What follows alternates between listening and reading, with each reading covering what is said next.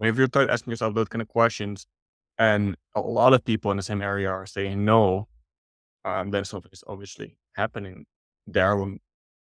Don't get into that, but if they all emigrate, then it's going to be labor shortage. I mean, that's long story short. People are leaving. There's nobody left to work. This episode is proudly brought to you by Mapper Forward's workshop. It's time to become a coffee consultant. Learn how to diversify your revenue streams and create freedom from your day job while saying goodbye to that alarm clock forever by becoming a consultant within the coffee industry or directly to consumers who have shifted towards home brewing and home roasting. Protect your income from challenging times in the coffee value chain by taking this course today. Go to mapperforward.coffee/workshops or click the link in the show notes for details. Welcome to the Daily Coffee Pro by Map It Forward, friends. I'm your host, Lee Safar, and this is episode 4 of a very juicy 5-part series. And this is the juiciest of the 5-part series so far. We are talking today with Bram from Paso Paso, and we are in this episode talking, we're asking the question, is coffee going away? Bram, why are we asking this question? Coffee is in trouble, for sure. And I feel like we're gonna have a nice discussion this episode. We may not agree on all points, but I have to agree that coffee is in trouble. Why in is it many in places trouble? because of the mountain issues, right? Mhm. I think climate change and labor, from the perspective of being able to produce coffee. I'm not even talking about being able to produce coffee profitably, right? Just talking about it making it onto a ship, is being challenged a lot. A lot of people have heard this idea, is coffee going away? Like it's a question that's getting asked more and more, and they say, coffee will never go away. And I mean, simply the fact that the question exists these days. We were not asking this question 10 years ago. It wasn't even considered. Mhm. The frequency with which this question is being asked these days should be raising alarm bells for people all over the world in the coffee industry. And they should be asking, how legitimate is that question for the ecosystem that I exist in? Mhm. Because, in my opinion, what's happening right now is going to determine what happens in 10 years from now and the decisions that we make around what we're doing. I don't think that there's any time left for us to course correct. When you and I Mhm. talked the other night, I had vocalized that to you. I think that we have been signaling, and the generation of leaders before the current leaders in this industry have been screaming from the tops of their voices, saying to people, please start paying the producer more. Please look Mhm. after the producer. And because we did not do that, and because we did not take care of our businesses and understand what it is to run an efficient business, we are now in trouble. Mhm. So, in your opinion, is coffee going away? I don't think it's going away completely, right? As you said, it won't evaporate. Uh, I did think about it since we last spoke. I did marinate a little bit in my head, and I was writing my notes. And I don't think coffee is going away. Like, it will always find a way. But I think coffee is going to suffer a lot. Maybe not now, but we're setting it up. Like, what we're doing now is going to impact what's going to happen. But indeed, if you ask the question in 20, 30 years, if you look at things such as farmer demographics, then it's painting a bleak picture. And I'll have a couple of anecdotes here to support this as well. But Go I don't ahead. think it's going away, because I do think coffee will find its way. But I think it's going to be more boring, going to be more homogeneous. Um, because there's still going to be people who will find a way to produce coffee. I actually know people who are planting thousands of hectares right now, of coffee, right? Mhm. Maybe because they are started will go away.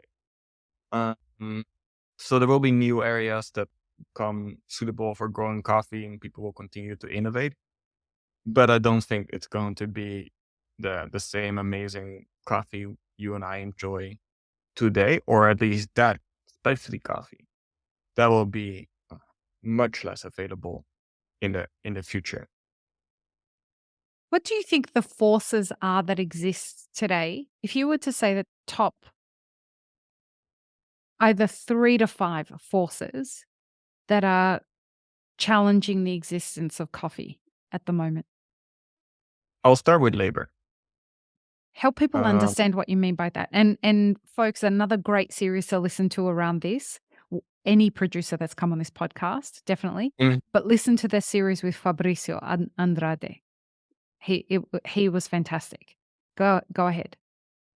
so you need labor to do any work at a farm, and the primary work to be done is harvesting. Mhm. Aside from Picking the Brazil, coffee, blah, blah, blah. exactly. Yeah. In Brazil, it's done mechanically, although there's of course their own issues there as well, as you spoke about with Fabricio. Mhm. But the amount of people you need to pick coffee is just insane, right? So I've been to many farms, and a grade picker, very quick picker, pick up to 200 kilos of coffee, cherries in a day. Just But for reference, folks, I did it for 4 hours and I got 7 pounds. yeah, It's rather embarrassing. I got well, 7 pounds in 4 hours. exactly. That's an expert picker on a flat farm in a very productive field, right? It's Mm. not reality. And that's 200 kilos of coffee cherry will give you about 30 kilos of roasted. So the amount of people you need is a lot. And these people are going away, Mhm. especially in Central America. The immigration to the US from Central America has spiked a lot. And I used to work for a Nicaraguan company, actually. And I would say I still follow a lot of my coworkers on Instagram. These are workers from an exporting company, office workers with above average salary compared to a coffee picker, I would say, cuppers and all that. People are amazing at cupping coffee. They're all in the US right now. They all got jobs doing other things than coffee. And because Nicaragua wasn't a good place for them to be anymore. And there's many similar stories as this one from other countries as well. So throughout the coffee production area, not only pickers, but also other farm workers, people working at exporters, people drying coffee, all minimal labor. And many of them who are, most people who are younger, who still have a dream. Sounds a bit sad, maybe, but Lofty. yeah, but people are like, well, I'm gonna take huge risks to go illegally to another country, fearing for their life, Mm. because they want to have a better life. They have a good life. They don't want to leave their homes, but they're like, well, this is not. It's just not giving me enough. Not enough wage. It's not enough development Or it's opportunity here. dangerous. It can be really Exactly. dangerous in some of these countries. Exactly. And these are not people who say like, okay, well, they can ask the question like, do I want to raise my kids here? Mm. If you start asking yourself those kind of questions, and a lot of people in the same area are saying no, then something is obviously happening there. We don't get into that, but if they all emigrate, then it's going to be labor shortage. I mean, that's long story short. People are leaving. There's nobody left to work. Right. Let's keep it there. Um, and that is just spiked a lot Yeah. in the couple of years. Mm, If and even that's on the farms, but also I follow a lot of coffee shops online, and more I see posts, "Hey, sorry, we're closed today because we don't have staff. We're gonna close Monday, Tuesday, Wednesday." So I think it's a supply chain wide issue of labor, and a coffee farm cannot just close, right, Mm. for a day. Of course, it's horrible for coffee shops. They need to close, they need to pay the rent, etc. But a coffee farm, they will literally see the cherries fall to the ground if there's no people to pick them. And that is what I hear more and more and more and more. Producing coffee, it's like you make 10 cappuccinos and you don't have, you only have one person to deliver them to the tables, and you have 100 tables to serve. Mm-hmm. And out of those 10 cappuccinos, 3 are going to get cold. You spend a lot of money making them, you're going to have to make them again. Yep. What's the next thing that's going to cause coffee to go away? Go In away, yes. inverted commas. What's the next on Mhm. the list? Then there's climate change, of course, Mhm. and weather. The risk of crops destroyed is very high. Mhm. Either it can be rain, it can be drought, it can be frost, it can be heat. But coffee is a very peculiar plant, and it is used to a certain cycle. Mhm. A cycle of a wet season, a dry season, and a certain temperature range where it can grow in. And if these parameters change, the coffee will simply grow less or grow defectively or stop growing at all. And that's what we're definitely witnessing. Unexpected rains, unexpected frost, unexpected heat, unexpected drought. It's all just chipping away at productivity, right? So it's Mhm. not take coffee away, right? It's not like, oh, okay, well, today it is 34 degrees, all my coffee plants died. Yeah. But it's in a way, it's bits and pieces here and there, and that. And then I'm 20% less because there was rainfall when it was flowering and the flowers fell off, but 20% less of that. And then there's no labor, so I have 20% less of that, et cetera, et cetera, et cetera. So it's just all these small issues are mounting on top of each other. I would challenge that a little bit to say that I think Mm. that climate change is third on the list rather than Mhm. second on the list. And What's and I think that the second on the list is price. Mhm. I would say that price is causing producers to rip up coffee trees at a faster rate than climate change is reducing the yield or destroying crops at this point in history. Um, the conversations that I'm hearing people have saying it just doesn't make sense for us to grow only coffee anymore. We have to rip up 20 or 30 or 50% of our crop Mhm. to make place for other things that we can plant on our farm so that we can hedge against the price of coffee not delivering or whatever it is. And to me, that's become more prevalent at the moment than climate change. I'd love to hear your thoughts on that. Yeah, it's a good point. I think price indeed long term will have a negative effect with more and more producers folding. Mm. But the thing about price is it goes up again. And when the price goes up again, there's hope again. And then people start again. So there is, I think, a lot of coffee producers remain hopeful, right? Because it's a family tradition, it's generations, and the But price they've is bad already now. But migrated. They've already left by that point. yeah, that's the that's the other issue. But the ones that are still there, We're they're like, stacking. oh, why? I think coffee farmers are very persistent, and they'll be like, well, price is gonna get better, or I'm just gonna ferment the hell out of it. I'm gonna get a better price. So it will be a slow death, Recovery or a slow no, a slow death. death Yeah. with price, with more and more people folding, right? With more and more people saying, well, this is not it. It's not working.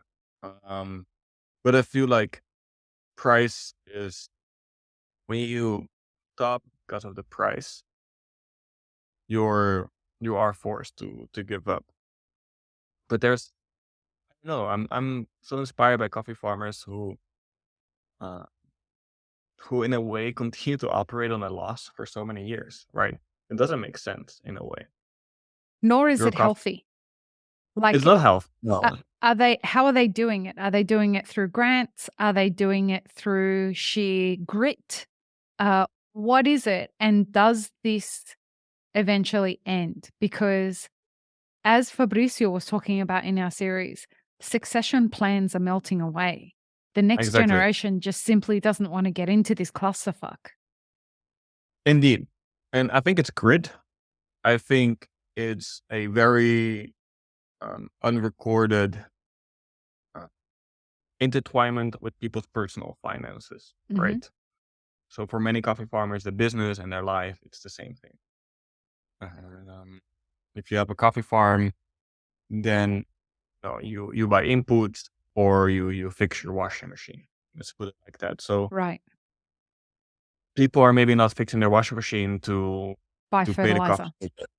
Exactly. So these kind of things, that's why it goes so unnoticed, right? It's like an unnoticed loss in a way. And that's the grit of mostly the older generation coffee producers. They've been in it forever.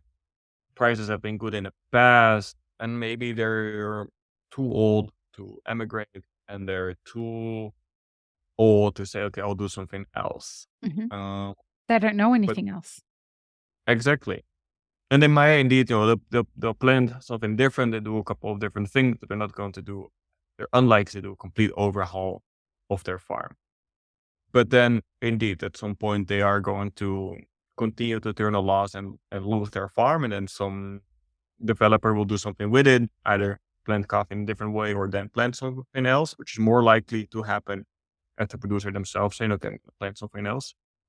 Or if you look at the average age of a coffee farmer, which I think is maybe like 58, something like that. If we're very bold, as we can be here, in 30 to 40 years, most of these people would have passed away. Mm. And if not a lot of young people that, if they're still even in the country, are going to take over that farm and say, well, I'm going to take over this incredibly struggling coffee farm and try to turn it around. There are stories. I know a lot of amazing people who have done that, and I really admire that. But that's not going to be what's going to happen across the board, right? And then that land, it gets inherited by a couple of different family members who will sell it for scraps. And that's actually, I think Costa Rica is a very good example of that, where Costa Rica used to produce 2 million bags of coffee 20, 30 years ago, and today produce 800, 900,000. Where Wow. most of land was inherited and then sold for scraps by most people, mostly the urbanization in this case. And here's another example of where a complete grown area ceased to exist, which is called Tres Rios, Costa Rica, which is like Costa Rica made this whole brand of the 6 grown regions and whatnot. And Tres Rios is one of them, but it doesn't exist anymore. It's completely urban. I went to a mill there, and it's crazy. Like watching how the coffee is drying and next to you is the Walmart. Wow. And yeah, people obviously said, well, I'm not going to grow coffee here. I can just sell it for urbanization, make some money off it. But that is part of a culture dying then, right? And Right. urbanization may not be what it's being replaced for everywhere in the world, but there can be other crops. There can be the land can be repurposed. Maybe somebody will just protect it for carbon credits instead of growing coffee on it. Who knows? And indeed, if the other options are becoming more favorable as coffee, as in the current situation, I wouldn't blame anybody to say, well, maybe coffee is not the right option. And you inherit the land and you have this clean slate and then have to make a logical decision. What am I going to do with this land? With no emotional attachment to it, then Coffee doesn't make coffee sense. farmers are going to lose. Indeed, that's when coffee farmers are going to lose a lot of ground. And that's what we see happening. And that can't go completely away, but all of these things are chipping away at the supply of coffee, right? And the supply will be taken over somewhere else. But in what way? And this is where we talk about consolidation, right? When Yeah. what you have is, and for folks who don't know what consolidation means, what it looks like is where big companies come in and they buy up smaller companies and they just acquire them, or they buy up coffee producers' lands and acquire more and more and more and consolidate it, put it all together under their own umbrella, their own company. Mhm. And why that's a problem is because they then get to dictate the terms of everything. They get to dictate the terms of the quality. They get to dictate the terms of the pricing. They get to determine who gets access to that coffee, how much they're going to sell it for, when they're going to sell it. Are they going to hold back supply so that they can inflate the price? All of these things that's a small sample of what the flow-on effects are of consolidation. And what will happen is it's an easy decision for the next generation to turn around and say, fuck that, I don't want to have to live the same life as my parents did, where they were living from month to month and we didn't know if we were going to be able to eat or fix the washing machine or whatever it is. I want an easier life. Yeah. I'll play the devil's advocate, is it? Mm-hmm. Yep. On the consolidation part a little bit. Mm-hmm. Because indeed, if consolidation in a way, it doesn't sound good. It usually has a bit of a negative connotation to it. But then if we play out the image of all these coffee farms consolidating, there's a lot of sadness in those other semi-traditions disappearing, right? The tradition of growing coffee. But hopefully, and as roasters, as consumers, as people, hopefully we can inspire the companies that do take over all these coffee farms and consolidate it to do it in the best way possible, at least. So what's your plan to make that happen? And who are you sitting down and having a beer with and saying, you know what, you shouldn't do this and this and this and this? What do you think the likelihood of that happening is? I'm just hopeful. I can tell you, I'm in a room a lot of the time with the people who are looking. I get people come to me and say, Lee, we have this much money. Do you know anyone who's looking to sell their land? We want to buy coffee farms. We want to make sure that our government has access to coffee. Really? Oh, yeah. I have people who come to me with enormous budgets saying we're trying to secure all the coffee that's necessary for our country. Tell us the producers who we should speak to. Interesting. I've never heard this before. I'll be honest with you. I've never heard. And this. here's the surprising part about it, Bram. It only started in 2024. And these people, I know you're the host, but I'm asking a question. Yeah. What are they considering? Do they know anything about coffee? And do they say like, hey, we're going to apply, agroforestry. We're going to make it the best coffee farm ever. Or is it going to be somewhere where hopefully nobody finds them and they can just churn out coffee without considering other aspects too much? So you tell me, what's the motivation behind somebody wanting a farm these days when coffee's doing what coffee's doing? Secure supply. That's right. it. Mm-hmm. They're not looking after producers. They're going to go in there. They're going to secure their supply. And that is why this is the consequence of, is coffee going away? Well, governments have realized and big companies have realized this is going away. And we're at the 11th hour here. If we don't secure our supply for sugar, for flour, for coffee, for soy, because this isn't just happening in coffee. We have not treated producers well in any commodity. The same thing's happening in beef. Oh, totally. Yeah. I think it's a really interesting topic. I'm just gathering my thoughts here. It depends a lot. I'm obviously all for ownership, right? Yep. As am I. And just to be very clear to people who are like, so who are these people that are approaching Lee? Like, I'm glad I'm the person that's in the rooms with these people, because I then get to say, look, we can win. Everyone can win here. You can spend all of this money buying this land and keep this family on this land so that they can live in the country that they were born in and they can look after the land for you.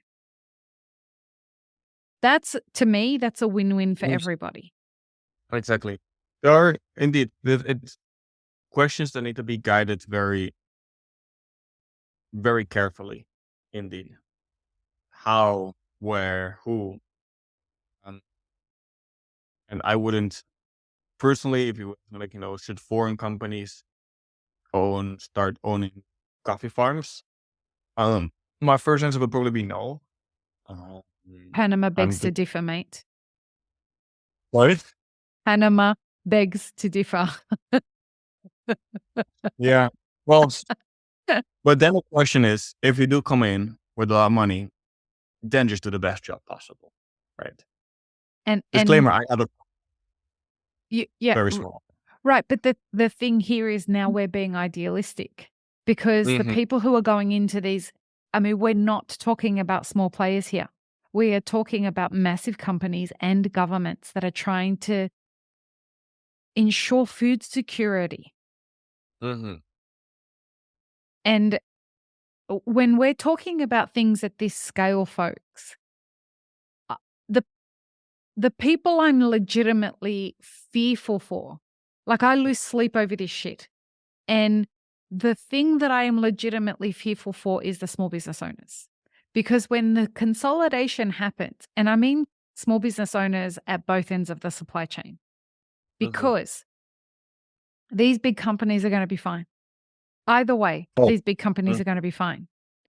However, if the big companies do decide to spend all of their money to secure all of this supply of coffee, you, Mr. Little Coffee Roaster Man, not you, Bram, obviously, but I mean the average coffee roaster, where the fuck are you going to get your coffee from? So coffee may not be going away for the big companies, but it will be going away for the small guy. Yeah. And for the small coffee producer, which is more my side of the chain, for how much if they are producing a lot, like these unimaginable amounts of coffee, indeed, if they have so much supply, more supply is going to drive down the price where they're buying from, right? So that could push the price down a lot as well for the people who are still producing coffee. That's a interesting thing I learned today that I did not know was happening. What we're going to do, because we don't want everyone to go and slash their wrists, we don't want anyone to go and slash their wrists, we're going to end this series on a high. So what we want you to do is please don't ignore the last episode of this series, which is the next episode. And what we're going to do is ask the question, is there any hope for the future of coffee?